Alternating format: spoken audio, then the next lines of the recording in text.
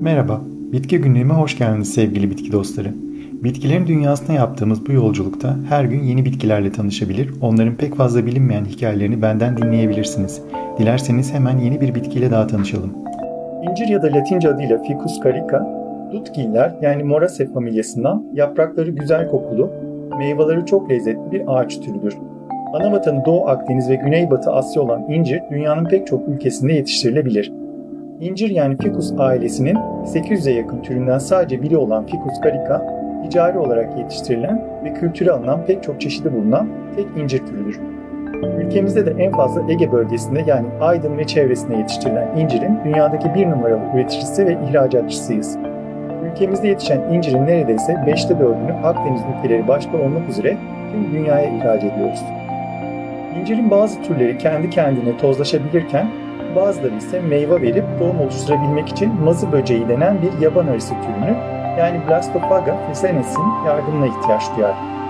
İncirin oluşan meyve lobu içinde yer alan gizli çiçeklerini tozlaştırmak üzere incirin tepesinde bulunan minik bir delikten içeri girerek bu görevlerini yerine getiren mazı böceklerinin aslında tek amacı üreyebilmektir.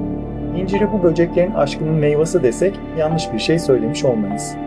San Francisco'nun İzmir'le aynı enlemde olduğu için incir yetiştirmek için en ideal yer olacağını düşünen Kaliforniyalı girişimciler 1880 yılında İzmir'den getirdikleri incirleri burada yetiştirmeye başlamışlar.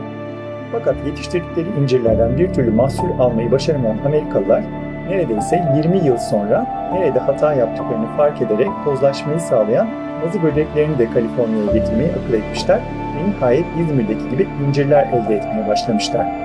Hatta elde ettikleri bu incire de Kaliforniya ve Smyrna yani İzmir'in bir birleşimi olarak Kalimirna adını vermişler. Bu arada incirden meyve elde edebilmek için erkek ve dişi ağaçların bir arada yetiştirilmesi gerekir. Dişi ağaçlar erkek ağaçlara göre daha bol ve lezzetli meyve verme niteliği gösterir. %30 ila 40 oranında şeker içeren incir, A, B ve C vitaminleri, lif ve mineral açısından zengin bir meyvedir. İncirin antikanserojen olduğuna ilişkin araştırmalar ise hala devam ediyor. Yaş ya da kuru olarak tüketilebilen incirden tatlı, kek, reçel ve marmelat yapılabilir. İncir, meyve ağacı olmasının yanı sıra bir süt ağacı olarak da yetiştirilebilir. Bulunduğu ortama gölge ve serinlik getiren incir, güneşi çok seven bir ağaçtır. Bahçenizde gölgede kalmayacağı ama sert rüzgarlardan korunabileceği bir yerde mutlu olabilir. Kökleri derin ve yayılıcı gelişim gösterdiğinden binalara çok yakın dikilmemesi mantıklı olacaktır. Evlerinin temeline zarar vereceğinden ötürü incir ağacını kökünden kesen bir ailenin sadece bir yıl sonra ağacın yeniden filizlendiğine şahit olduklarını okumuştum bir yerlerde. O yüzden en mantıklısı inciri önceden ideal bir konum bulup oraya dikmek olabilir. İncir sıcaklığa ve kuraklığa da son derece dayanıklıdır.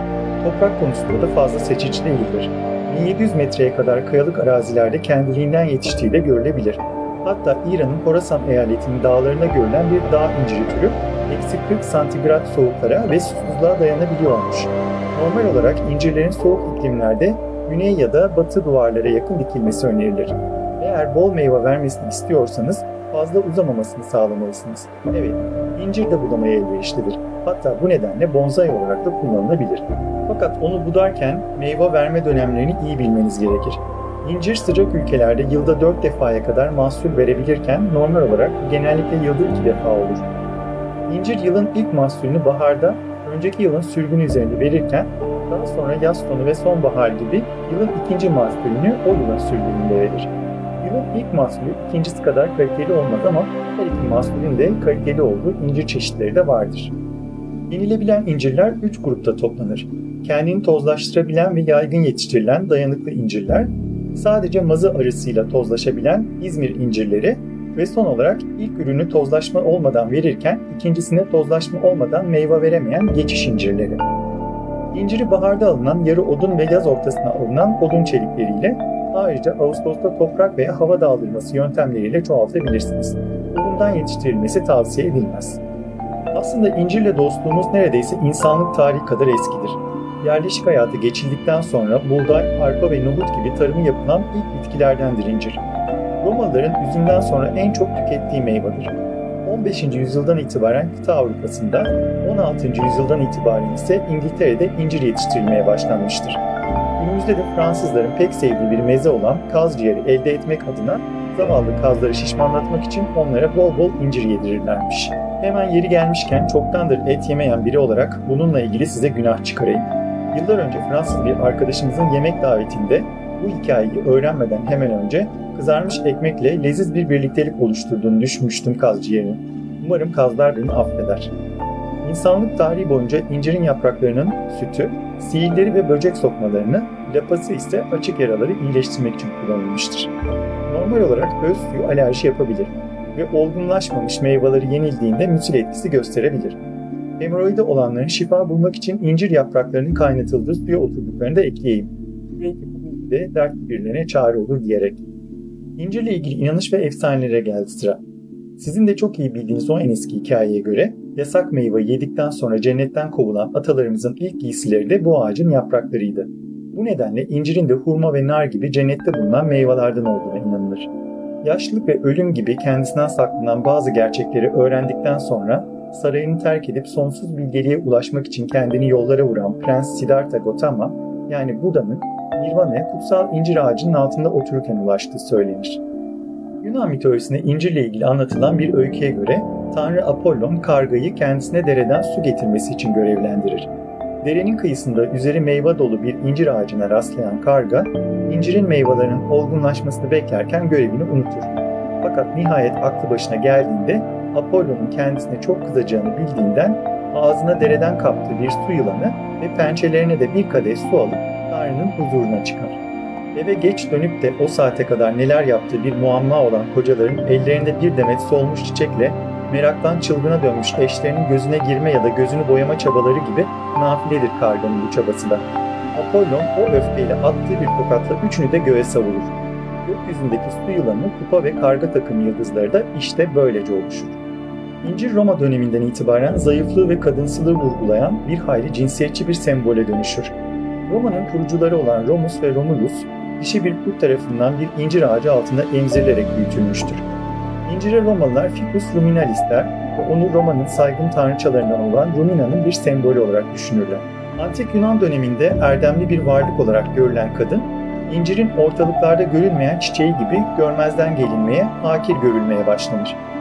İncir çiçeğinin görünmez oluşu bir Bengal deyişinde de yer bulmuş. İncir çekirdeği gibi görünmez olmak. Yani varlığı da yokluğu da bir olanlar için kullanılırmış. Hintli bir şair bir dizesinde "Zararsız görünür incir, sen açıkta içini görene kadar" demiş. Ki burada sözünü ettiği şeyler yaban arıları olabilir ve bu dizenin anlamı ise dış görünüşün aldatıcı olmasıdır. İngilizler de umursamadıkları meselelere "I don't care a fig", yani incir kadar bile önemsemem demişler. İncir bizim de atasözü ve deyimlerimize konuk olmuştur. Bizim incir çekirdeğini doldurmayacak kadar önemsiz meselelerimiz de olabilir, ocağımıza incir ağacı dikecek kadar önemli meselelerimiz de. İncir ağacından düşen iflah olmaz deyimi ise ağacın sanıldığı gibi tekinsiz olduğundan değil ama kırılgan dalları nedeniyle tırmanmaya elverişli bir ağaç olmadığını ifade eder belki de. Türkmenlerde yaygın görülen bir inanca göre gençler incir ağacı dikemez. Çünkü incirin gençlerin ömrünü kısaltacağına inanılır. İncir ağacı ne kesilir ne de yakacak yapılır. İncir ağacının yakılması kişinin kendi atasını, dedesini yakmasıyla eşdeğer tutulur. İnciri yemeye de anlatmaya da doyulmuyor belli ki. Ama ben yine de tadında bırakayım. İzlediğiniz için teşekkürler. Bitki Günlüğümün daha fazla bitki severe ulaşabilmesi için abone olmayı ve beğendiğiniz videoları sevdiklerinizle paylaşmayı lütfen unutmayın. Bol çiçekli günler dilerim.